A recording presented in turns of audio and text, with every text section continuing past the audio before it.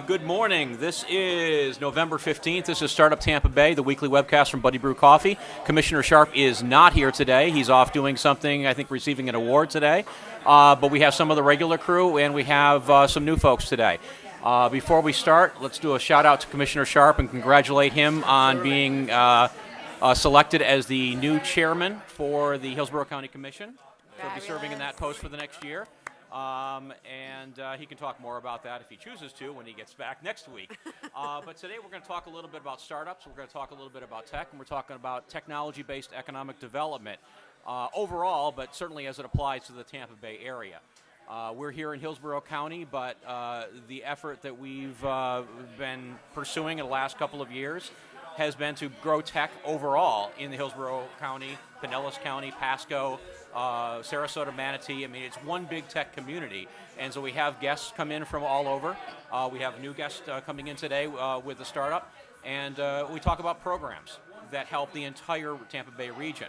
And we'll talk a little bit about the EDI2 program in a bit. We have Bob Francis here, who is from the board. We have Tyler Pitchford, who is a local attorney and hacker, who helps put on a lot of local events like Code for America, as well as the County Hackathon. And we have Adrienne Jacobson, who is a local startup enthusiast, yes. Starting her own business, as well as helping support a lot of the events that we do, including was very critical in the local the bar camp that we just put on. Thank you. Before we really get started, let's talk a little bit about what happens in November. That's Global Entrepreneurship Week, which is a Kauffman Foundation backed enterprise.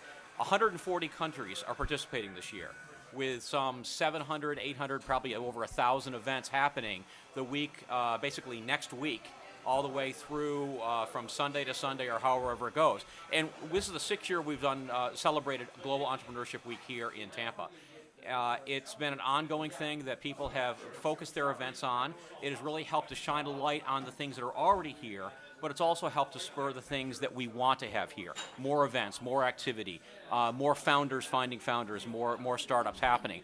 So just a couple of things that are happening locally here next week include, we've got Startup Grind next Thursday on the 21st at Oxford Exchange, featuring the CEO of Mize, Ashok Karthman, and Joy Randalls, who is a regular here, usually sitting right where Adrienne is. We have Startup Weekend happening next Friday, the 22nd through the 24th. I don't know, is this our 6th or 7th Startup Weekend? We've had a number of them. What? I think it's the 4th. 4th? Okay, I'm getting ahead of myself. But that's a great event where people come together, vet ideas, and hopefully build a product and company over the weekend. We've got the Tampa Bay Innovation Center next Friday is going to have a tech talk on Friday morning. And there are a number of other events that are happening, at Tampa Bay Wave, Tampa Bay Innovation Center, really all throughout the Bay Area, probably about 6 or 8 different events happening next week. I urge you to go online, look at the meetups that are listed locally, and participate in some of these things. If you haven't participated in any startup activities or seen this community before, I urge you to get out there and see a lot of the activity that makes up the grassroots community in tech in Tampa Bay. We have a special guest today, and Matt, I don't know your last name, I apologize. Pliskin. Matt Pliskin is from Carbon Arms, which is a company focused on the non-lethal defense or non-lethal arms business. business. Basically focus on the less lethal market for the corrections, police departments, military markets, trying to bring a product that's going to help them do their job safer as well as more efficiently. Okay. But one of the reasons I wanted to have you back here, and you've been here for coffee before, is to really talk about the startup market, talk about your experience moving here to Tampa Bay, because you're not native from here. Right. You came down from New York, right? Correct. And talk a little bit about your experience in launching a startup and building a startup locally here in Tampa Bay. So coming down from New York, it's certainly been an adventure. It is a very big change, and I think as people go through different changes in our lives, they look for different aspects or different ideas of quality of life. And Tampa brings a lot of things together that offered my family a good opportunity. It has, all the amenities you would need of a major city, but in a much smaller version. It has and all the sports teams. It has multiple universities, which provides talent. And I think the idea of coming down here, on top of everything else, we got weather. You know, and that I Weather's certainly always love. a factor, Weather's always a absolutely. factor. Everybody you talk to, weather's a factor. So, truthfully, I didn't pick Tampa. It was chosen. The company had already existed when I came and took it over. So it was a matter of here, let's find more talent. And over the time that I've been here, I've definitely seen that there's more and more talent available to the community. It's a matter of getting out, doing things such as this, and seeing that, yeah, there are talented people that can help grow your company. And most of your company is based here, so product design, manufacturing, Correct. Product support, all of those things are here in Tampa Product Bay, support, correct? sales. Sales, okay. Yes. So we centralize our sales out of Tampa. We centralize manufacturing as well as product development, as you said, here. And how big is your company, number of folks? We have about 20 people. Okay. Which a very typical startup size. I mean, a lot of startups aspire to be 20 people. And that's one of the things we talk about a lot when we start talking about technology-based economic development, is economic development traditionally has been focused on 50 or 500 people or thousands of jobs, and not really the product innovation that happens between 0 and 5 people and 0 and 20 people, which is something that we see a lot as companies mature to the point where they become scalable. And that really is the differentiator for startups. Are they going to be scalable? Are they going to be able to build product and hire enough people so that they can appeal to a broader market? So, I mean, Tyler, you've been in the market. You've done in and around startups for quite some time.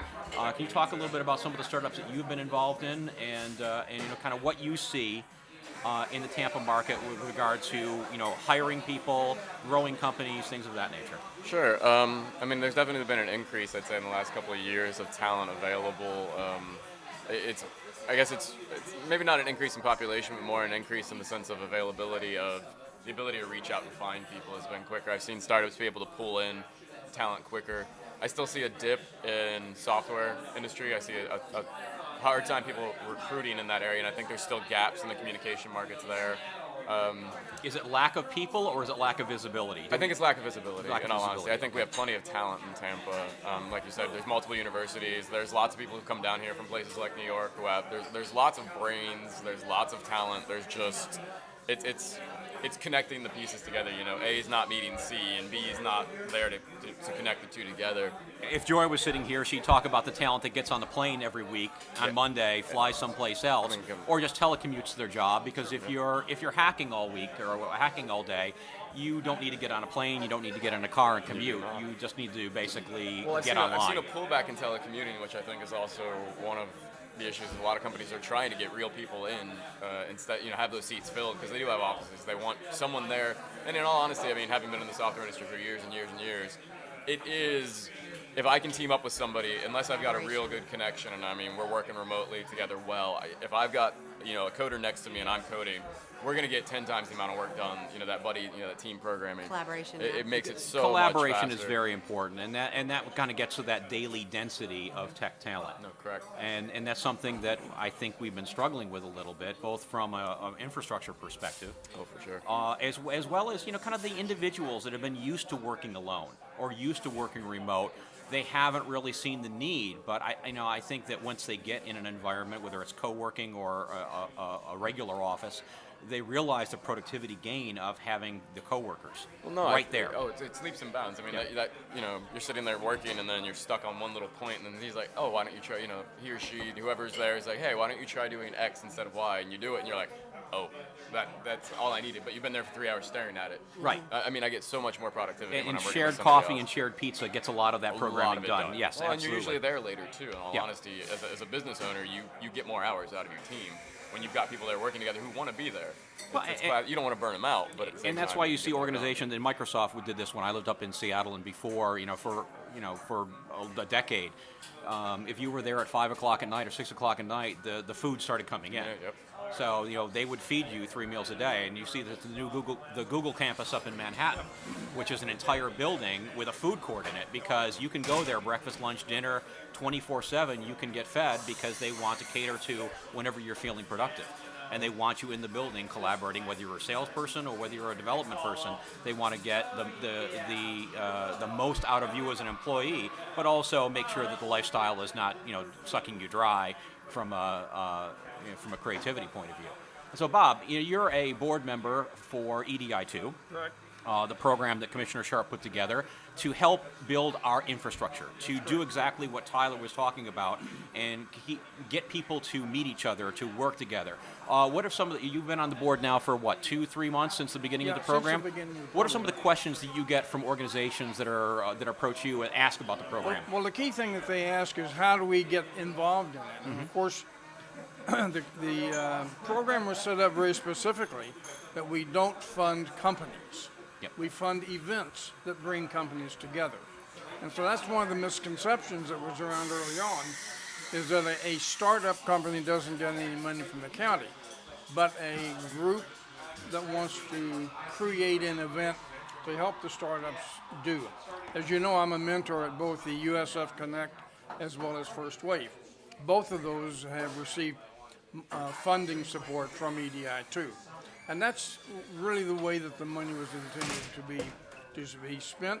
The program closes today. For the second round of applications, we'll begin making the decisions. I think the committee meets again on the 5th of December to approve recommendations for the next round of funding. Now, the first round, we put out about $300,000 of the $2 million that's allocated. So there's still a lot of money available to be put out in the next couple of years in the program. And so far, from my perspective, and I think the others who are looking at what's going on, it's been a very successful program. We've helped kick off a number of events that bring various kinds of entrepreneurs together. You were talking about the desire to get together and work in a co-working space. And both USF Connect and First Wave provide that. First Wave in particular is that. You know, you've got the lawn chairs and all the people in the pizza boxes late in the evening, because there's about 30 companies now that are involved in First Wave. Again, a lot of funding came from the county and from the U.S. government to support this, and it's doing exactly that. So if you have a problem, you go to the guy next door, and he's probably got something to contribute. Hopefully, yeah. And the same way over at USF. So I think that's the kind of support that is being provided by the EDI2 program. But by the way, there's a lot of other support in the community as well. Right, now the EDI2 is collecting applications on a quarterly basis, correct? So there's really, you're not missing anything if you don't miss tonight's deadline. No, absolutely not. Yeah, I mean, it's a rolling per quarter, and all these applications are available online eventually, correct. probably not tonight. But so you can go out there, you can see who's applying, you can see the type of events that are coming up. It's not a great calendar because you're reading through pages and pages of application, but you get a better sense of who is actually helping sponsor the infrastructure, not just the county, but the organizations that are putting it on. correct. Again, you know, as Mark has, we've conditioned Commissioner Sharp to say, the county is a feeder, not a leader. That's right. And the leaders are the actual organizations and the entrepreneurs, the startup founders, and the people that are out there, the people that are either doing it right now or the people that are rinse and repeat doing it again over and over again. Two things that I wanted to mention about the local Tampa community is we had a couple of good and bad things happen. We had Tampa Digital go out of business last week, which was very, very sad. A very talented group of people that were doing video in the Bay, and wonderful supporter of the tech community. And unfortunately, they had to close their doors last Wednesday or the Wednesday before. On a positive note, we had two organizations that were acquired, or one that was acquired and one that launched in the last week. So Ivans, which is a services in the cloud organization that provides software and services for, I believe, for retail, insurance, and a couple of others, was acquired by a company out of Cincinnati. And they'll be keeping their operations here. Again, they saw the talent in Tampa Bay, and they wanted to extend their business by capturing that talent and adding to their services and growing their business. So, in essence, I view that as a very positive indication. The other organization that we need to do a shout out for is Kite Desk, which formally launched their product this week. And again, it's a good example of the rinse and repeat. These are guys that have gone and done this time and time again. They were involved very early on in TradeX, which was acquired by, I think, Yahoo and then somebody else. They were also involved in being founders at Skyway Software, which for a number of years were pushing a 4GL language. Entrepreneurship is something that you do over and over again, and startup founders are folks that, once they get done with this, whether they fail and shutter a company, or they get successful and have it bought out from under them, they generally, after 6 months or a year, are going to start right over and do it again. And that core infrastructure, that soft landing of being able to find people, find co-working, find people that you can talk to, really makes that easier in the Tampa Bay area. And I think that's something that, Matt, you saw when you got here, that we had an infrastructure, and hopefully you see it growing. You see it becoming more and more active, more and more of a contributor to talent for your type of company growth. I mean, I think I have seen it increase, but part is the visibility.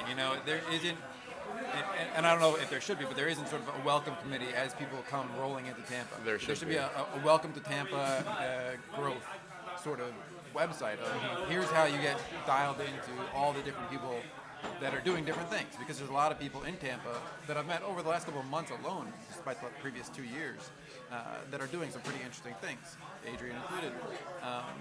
But until you reach out and really reach out, you have to reach out a lot. It doesn't come to you. I think it's gotten easier with tools like Meetup, to a certain degree, LinkedIn.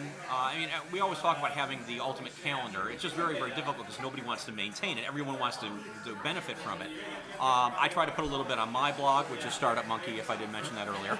But there's a lot of places you can go, Meetup being the best. But we have lots of different things that are listed on Facebook, that are listed on Meetup, that are listed on LinkedIn, that say, hey, something is going on, or I'm attending this event. But you've got to have your ear to the ground to know about those things. And if you're building a company, you probably have better things to do. You're thinking about building, you're thinking about growth, you're thinking about sales. And, monitoring the ecosystem is not one of those things that you make the first priority. So, Adrian, you've been involved in this group. You were very, very involved in Bar Camp. What are some of the things that you've seen that have been kind of the aha moments for you as you're building your company and getting involved?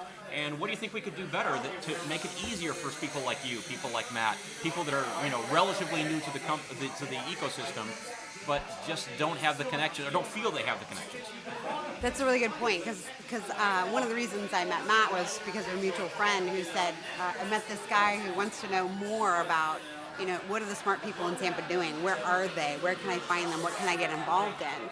And I was actively participating with you and preparing for a bar camp. So that was the thing I'd been telling everyone about for months. And that was my one way to get fed into the community. And so, really, there are a lot of people who want things to happen for them. They want things to be brought to them, like you talked about. And that's a normal reaction for humans who are busy, actively being productive. But you have to initiate. So I decided, okay, if I'm going to be a pillar in this community, I have to go and start investigating the options. And the best way for me to investigate these options is to actually get involved, to make a commitment to myself, to set aside time. And I chose Bar Camp. And we're glad that you did. Thank you. It was an exceptional experience because it's these days, or in the case of Startup Weekend, which I just signed up for and I'm really excited about. It's going to be my first Startup Weekend. It's these days where you go and you submerge yourself in the community of people who are doing interesting things. And they may be really into IT, which I was for the first 10 years of my life, my professional life. But now I've gotten more into environmental technologies and other kinds of startup industries. So my startup does a waste-to-energy technology. But we're all the same type of people. We're trying to build something that makes a difference, that's going to be sustainable, that creates the kind of work life we want where we're living. So I think that's an interesting aspect to entrepreneurs. So rather than doing any one thing, it's just about getting involved in lots of things and finding more like-minded people to give you that energy, and then to make the kind of connections for the resources that you're going to need, whether you need them today, whether you're prepared to have, a patent attorney, or somebody help you with patents, I should say. I just learned about that. You need to go and find the people who are, have larger circles than yourself. And so the events like Bar Camp, that EDI2 helped greatly to help us make happen in as large a way as we did. And Startup Weekend, I think that was the aha moment for me, was I don't have to find somebody who's doing exactly what I'm doing, just find people who are doing the good struggle, the good fight, and starting companies where I want to be. And then there's a kind of a synergy or collective momentum that happens. and then you can find your resources. Right. And for me, we don't have, like most startups, a huge amount of money, so I have to attract people to help me off of my passion. Yep. And so finding people to help me build not just my business, but the other things that we're doing here to make that kind of nexus where people can be drawn to, whether there's a community calendar or not. You start off with Buddy Brew, and then you find out about Bar Camp, and you find out about Startup Weekend, and you find out about Startup Grind, and then you go find these people and you create a whole new universe for yourself. Right. So, and if Joy was here, she would say, you have to show up with humility. Yes. And it's a give before you get type of Absolutely. scenario where you show up and you understand that the table stakes for engaging in the community is you're going to give a little bit to get a time, little energy, bit. and if you have it, money. Yeah. Yeah. It's going to take that. So, Matt, for you, do you have what you need to grow here in Tampa Bay? What are your struggles from a staffing and growth perspective? The biggest struggle always with any startup is Adrian just pointed out, is money. And I can tell you there's maybe 2 handfuls of equity funds that I know of in Tampa, and beyond that, there's not much. So, and I know venture capital specifically tends to be a little more geographically specific. So attracting the money into the Tampa region is going to be difficult. If I just, let's say, move back to New York, if I wanted to start another company, and I said, hey, it's probably easier for me to get funding if I was on 34th Street than if I'm sitting down here on Kennedy, because nobody's coming through with the money van, but up there they're handing it out in comparison. The money van. In comparison. I've been in New York a lot of times. I have never seen the money van. I used to drive it. I've seen the cash cab, and I keep looking for that. I used to drive the money van, so I can tell you it was there. And, but certainly that's the point. So getting funding, because funding is a very network-oriented thing. It's who you know. How comfortable can the investor become with you, and the more local you are to them, the more they're going to be comfortable. So I don't know if there's programs that the community can do to pull investors from New York, pull investors from San Francisco. Well, let me say this. This has been one of my passions for the past couple of years. And that is that we absolutely must have money here, and we must have seed money here. There are VCs here, but VCs are, as you say, they're regional, but they will come into the area. But the angels will not. I mean, they typically want to drive less than an hour to a meeting. And I've raised a lot of money in years gone by on a seed basis.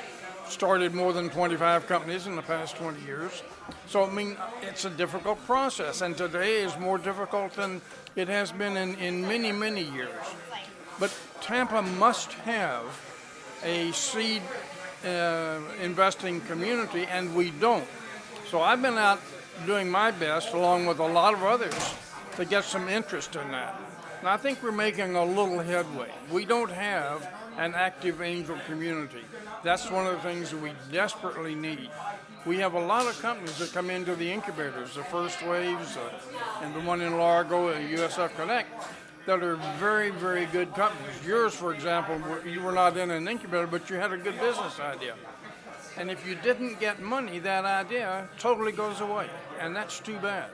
And this area is unique, I think, because it's got all sorts of technologies. The electronic technology is here. I know I was recruited in here 50 years ago to work in a R&D facility run by Honeywell in Largo. That's how I first came to the area, right? And we've got a lot of the aerospace community still here. We have the environmental technologies are here. We have the healthcare technologies here. And I keep saying, and I've sat around this table more than once, let's raise a flag and say, Tampa, claim to be a healthcare center of the United States. Let's take advantage of what we have. And then we can get investors who want to invest in those businesses to come here because they know that we have a good selection of companies that are vetted and supported. Well, we can market that all we want, and that's kind of the traditional economic development way of let's put the marketing first. Yep. It's not about the marketing. It's about the tangible products. Yep. If we don't have the tangible products, software or hardware, online services, or in a box on a shelf, I really don't care. The focus is on products. The focus has to be on tangible products being built and being offered. If you get that, you can attract the customers. If you can attract the customers, you can attract the capital. There's a very, very good post on thefunded.com, who are also the same people that kicked off the Founder Institute. If you look at that, thefunded.com, it's right on the front page. It talks about the 4 things that you need to be a good ecosystem. And one of them is the flow of capital. And it's not necessarily an organized VC fund, not necessarily even an organized angel fund. It's just individuals willing to do that. Our individuals who are the angel investors locally here traditionally have been focused on the safe bets of, or maybe not, no one wouldn't always call it safe, but the comfortable bets of focusing on real estate or tourism-based things. And they haven't been looking for the product investments. If those angels get behind, even in a small way, behind some of the more tech products, whether it's med tech, whether it's energy, whether it's environmental, whether it's software and enterprise, it really doesn't matter. That will attract more and more of the outside people. So we have to have that happen. Again, it all goes back to products. We've been very, very focused on growth capital, and we have a lot of programs that have trickled down from the state and the federal government, like Grow Florida, all looking at growth stage type companies. They, just like to say, you can always attract a VC when you don't need their money. Yeah. When you've already got the revenue, you've already got the customer base. So there's this investor mentality, especially in Florida, of I really want to deal with the honey, but I don't want to mess with the bees. So you have to be willing to mess with the bees. You have to realize that you're going to deal with that chaos, that possibly getting stung, the small minutia of little startups. Well, and small investments. People And need to be small willing investments. to start with small dollars. I mean, you have to take as much risk as your investor does. Right, but you have to be focused on that. And again, that's where EDI2, Bar Camp, Startup Weekend, all these different things expose that. They not only expose that to the individual people that are trying to start companies and build products, it exposes it to the overall community that says, hey, that's interesting, this is happening. Or this is the 6th year Global Entrepreneurship Week has happened here. I never knew that. And they look back on the fact that it's happened 5 other years. Or that Bar Camp has happened 5 or 6 other times. Or the Startup Weekend is happening over and over again. And Startup Grind is happening. And all these things are happening. It really shines a light from the bottom up as well as from the top down. There's a lot of activity and a lot of people building interesting relationships and hopefully building interesting products in the area. So we're coming up on 30 minutes. I want to just basically go around the table, do a quick kind of a 30-second recap. What are you doing this week? What do what's caught your interest, or any other closing comments you want to make? Well, I know that next week I'm involved in a lot of the activities around Entrepreneur Week. So the one beat over at USF on Tuesday, I'm certainly going to be active in that one and some of the others as well. And what I'm discovering is that if I want to be involved in this community, I've got to get off my chair and go out and meet people. Yes, and I sir. encourage everyone to do that. There are a lot of good things going on. Tyler? I'm going to try to make it out to Startup Weekend and see what else I can do. And there's always something going on. It's just a matter of trying to get out there. Any hackathons in the future or anything planned? The Hack for Change will be coming up in another couple of months. Okay. They haven't started planning it yet. There was some talk about moving it to January, but I think it'll stay. And I believe there's a Google hackathon and a Nokia hackathon happening this weekend Yes, there or is. early next week. Look at the calendars that are out It's there. at First Wave, and I believe it's Monday, Monday. So that's happening in preparation for Startup Weekend happening next Friday, Saturday, and Sunday. Matt, any parting thoughts? Or I guess my one parting thought is just based upon the idea of if we were going to focus on one technology, say med tech or something like that, we can go ahead and do more education, which will bring the products to it. So if we focus on educating people on opportunities in the med tech space, these are ideas, and do a bar camp type scenario, focus on exclusively a type of product, we might be able to get a community that does grow out of something specific like that. So it's a great idea, but we just got to push people to do it. You and I we're in violent agreement. okay, Adrian. I'm signed up for my very first Startup Weekend, so I'm super excited about that. And one other little thing I wanted to point out is November 30th is Small Business Day, so everybody plan for getting out and supporting your small businesses like Buddy Brew. All right. Okay, and in closing, I'll just again pimp the various activities that are happening for Global Entrepreneurship Week.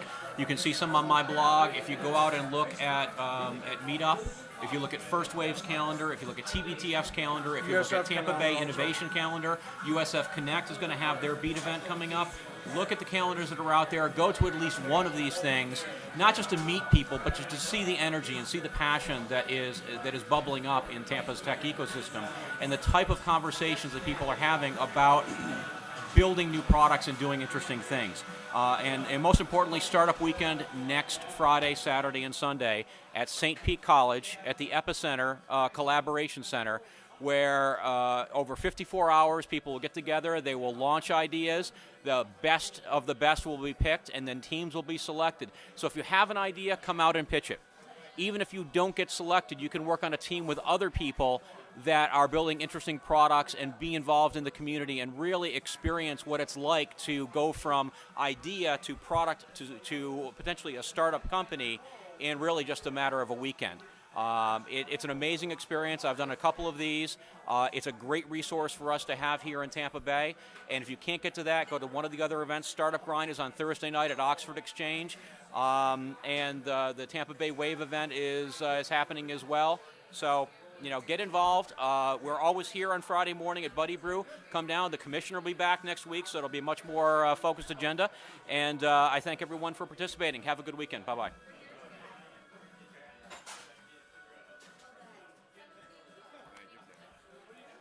Now I need a drink. Yeah, thanks for participating. I appreciate it.